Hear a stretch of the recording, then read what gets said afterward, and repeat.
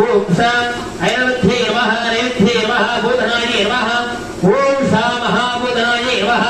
ओम सा निसायिन्ये निसतिन्ये नमः ओम सा मालिन्ये नमः